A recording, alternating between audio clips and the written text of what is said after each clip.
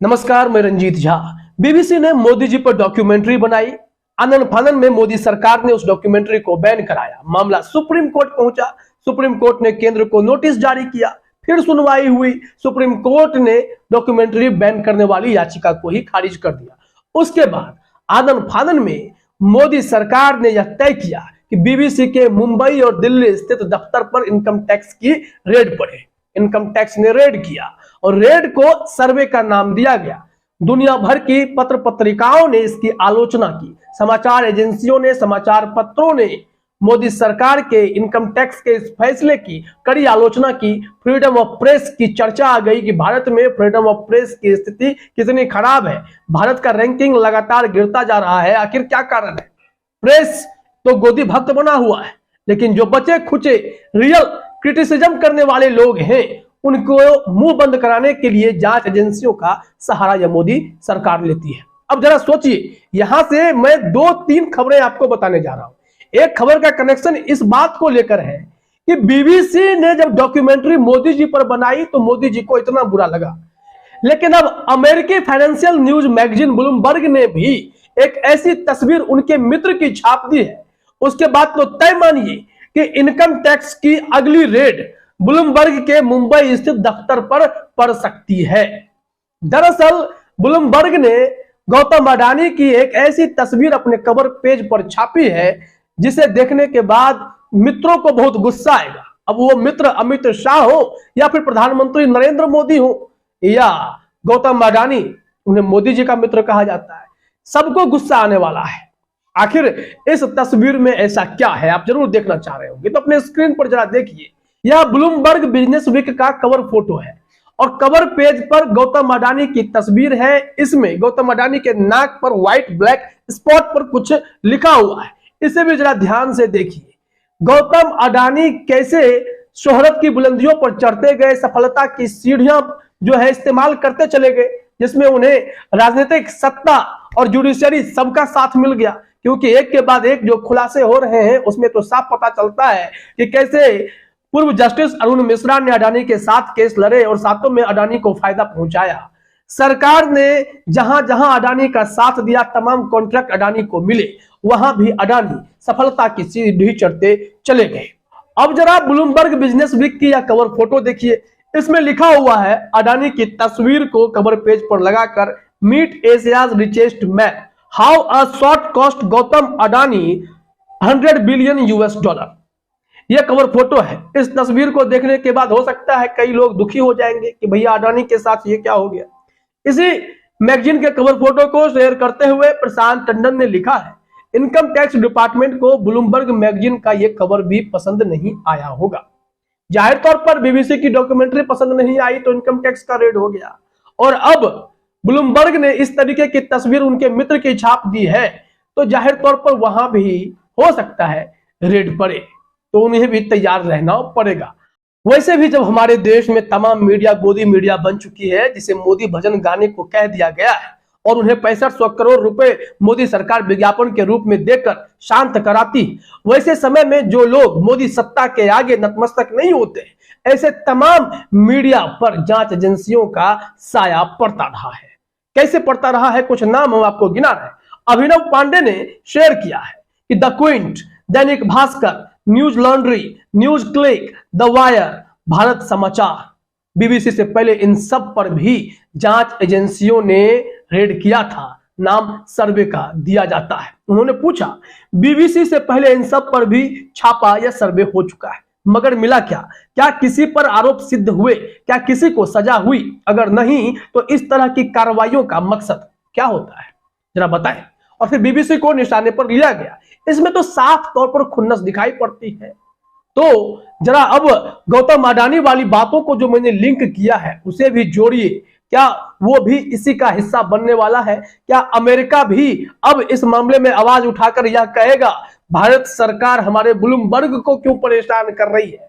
America ने तो सबसे पहले एक्शन लिया है। गौतम अडानी को डाउ जोन्स से बाहर करके, शेयर मार्केट से अडानी इंटरप्राइजेस को बाहर किया गया कि भैया आप ट्रेड नहीं करोगे हमारे यहाँ, क्योंकि आपके ऊपर गंभीर आरोप लगे हैं, इसलिए आपको वहां से बाहर किया जाता है। भारत में अब तक जांच पर जांच, कौन सी जांच, कैसी जांच, जिसका कोई भी सार्वजनिक तौर पर खुलासा नहीं हो पाता है। लेकिन गौतम अडानी के मामले में एक के बाद एक ऐसे खुलासे हो रहे हैं जो महुआ मोइत्रा या अलग अलग रिसर्च करने वाली टीम कर रही है। उससे यह लगता है कि गौतम अडानी और मोदी जी के बीच, मोदी सत्ता के बीच जो कनेक्शन है उसका तो भरपूर फायदा उन्हें मिला। उसमें कई चीजों को दरकिनार करने की बार बार कोशिश भी की जाती है। अब इसको समझने के लिए जरा महुआ मोइत्रा का यह ट्वीट अपने स्क्रीन पर आप देखिए। महुआ मोइत्रा ने लिखा, ब्रैजन थेफ्ट यानी बेशर्म चोरी। उन्होंने हरदीप सिंह पुरी, सीवीसी इंडिया और फिर भारतीय शिपिंग मंत्रालय को भी इन्होंने टैग किया है। फिर लिखा, no tender, no CVC norms, moving business from Vizag port to Gangavaram, skimming from coal, skimming from gas, now skimming from chulha in every household. Shame. इन्होंने जो आरोप लगाए हैं बेहद गंभीर है। इनका कहना है कि ना कोई टेंडर निकला, ना किसी सीवीसी नॉर्म्स को फॉलो किया गया और ये अपना बिजनेस जो है एक पोर्ट से गंगावरम पोर्ट पर यानी वैजग पोर्ट से गंगावरम पोर्ट पर ले जा रहे हैं बिना किसी प्रोटोकॉल को फॉलो किए हुए।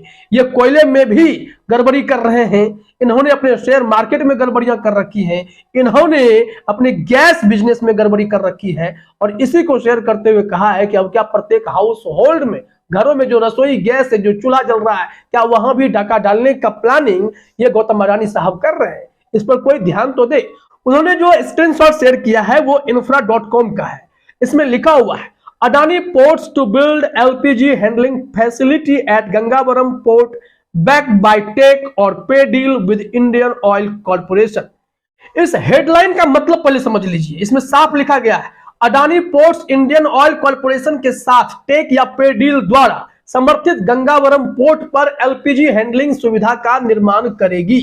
यानी क्या होता है टेक या पे डील, वो भी हम आपको बताने जा रहे हैं। लेकिन खबर को जरा समझना जरूरी है कि यहां पर एलपीजी के मामले में अडानी साहब अपना बिजनेस कैसे फैलाते हैं और कैसे पोर्ट टू पोर्ट ट्रांसफर हो रहा है बिना किसी प्रोटोकॉल के, बिना किसी टेंडर के। इसमें लिखा गया है, एपीएसईजेड यानी Adani ports and special economic zone limited ने कहा है कि उसने अपने गंगावरम बंदरगाह पर एलपीजी हैंडलिंग सुविधाओं के निर्माण के लिए टेक या पे अनुबंध के लिए भारत के सबसे बड़े तेल रिफाइनर के साथ एक समझौता ज्ञापन पर हस्ताक्षर किए हैं और Indian oil corporation limited IOCL के साथ यह कॉन्ट्रैक्ट हुआ है। अडानी समूह की बंदरगाह इकाई एपीएसईजेड ने 7 फरवरी को कंपनी की तीसरी तिमाही के वित्तीय परिणामों की घोषणा करते हुए योजना का खुलासा किया है। अब यहां पर एक चीज समझिए, 2 पैराग्राफ में आपको पढ़ के सुनाऊंगा जो कि काफी इंपॉर्टेंट है। इसमें कहा गया है, भारत के सबसे बड़े निजी बंदरगाह संचालक ने टर्मिनल की क्षमता और न ही गंगावरम बंदरगाह में एलपीजी सुविधा में निवेश का खुलासा किया, जिसे उसने 2021 में 6,200 करोड़ रुपए में अधिग्रहित किया था और राष्ट्रीय कंपनी कानून से अनुमोदन प्राप्त करने के बाद पिछले साल एपीएसईजेड में विलय कर दिया। अब जरा समझिए टेक या पे अनुबंध क्या होता है। टेक या पे अनुबंध का मतलब है कि तेल रिफाइनरी को टर्मिनल की 1 साल में पूरी 5 लाख क्षमता का उपयोग करने के लिए भुगतान करना होगा, भले ही यह प्रतिबद्ध मात्रा से कम हो। इंडियन ऑयल कॉर्पोरेशन वर्तमान में एलपीजी आयात करने के लिए गंगावरम बंदरगाह के निकट स्थित राज्य संचालित विशाखापत्तनम बंदरगाह का उपयोग करता है। मतलब साफ है कि इनको वो क्षमता पूरी करके अडानी दे या नहीं दे, लेकिन इनको पूरा भुगतान करना पड़ेगा क्योंकि कॉन्ट्रैक्ट होगा। टेक या पे डील कॉन्ट्रैक्ट हो रहा है, इसमें आईओसीएल से कंपनी पूरा पैसा लेगी। तो देखना यह होगा, गौतम अडानी साहब तो आईओसीएल से पूरा पैसा लेंगे और आईओसीएल उतने क्षमता का प्रयोग कर पाएगा या नहीं भी कर पाएगा तो भी पैसा देना पड़ेगा। लेकिन बड़ा सवाल है, ना टेंडर, ना डील, ना कुछ, और आईओसीएल पैसा देगा। पैसा किसका है भाई? सरकार खुले हाथ से गौतम अडानी को पैसे लुटा रही है। क्या ये नुकसान की भरपाई हो रही है? जो 117 बिलियन डॉलर का नुकसान गौतम अडानी को हुआ है, क्या यही सब रास्ते हैं? जिस तरीके से कोयले का स्टॉक गौतम अडानी फटाफट खाली कर रहे हैं, चाहे वो ऑस्ट्रेलिया से हो रहा हो या फिर इंडोनेशिया से हो रहा हो या फिर भारत से हो रहा हो, सस्ते दर पर कोयला बेच रहे हैं गौतम अडानी। मकसद क्या है? मकसद यही है कि जल्द से जल्द अपना लिक्विडिटी फ्लो बढ़ाना चाहते हैं, पैसा अपने हाथ में लाना चाहते हैं ताकि वो नुकसान जो है वो भरपाई कर सके और सरकार इसमें मदद कर रही है। कोयला भारत सरकार उनसे लगातार खरीद रही है। अब ये एलपीजी वाला जो डीलिंग हुआ है आईओसीएल के साथ, उसमें भी सरकार की डायरेक्ट भूमिका है। लेकिन कैसे कुछ हो रहा है इसको कोई तो नजर डाले। नजर डालने वाला कोई नहीं है। नजर इस बात को लेकर है कि सरकार की आलोचना कौन कर रहा है, अडानी की आलोचना कौन कर रहा है, उनके ऊपर जांच एजेंसियों को कैसे छोड़ा जाए, यही सब कुछ देखने को मिल रहा है। इसलिए महुआ मोइत्रा ने भी कहा कि भाई अब तो ये रसोई घरों में घुस रहे हैं, जरा रोकिए इन्हें, संभालिए। अडानी साहब पता नहीं कहां कहां नहीं मिलेंगे आपको, हर जगह उपलब्ध है और एक के बाद एक नया कारनामा उनका खुलता जा रहा है। फिलहाल इस वीडियो में इतना ही। आप सभी का हमसे जुड़ने के लिए बहुत बहुत धन्यवाद।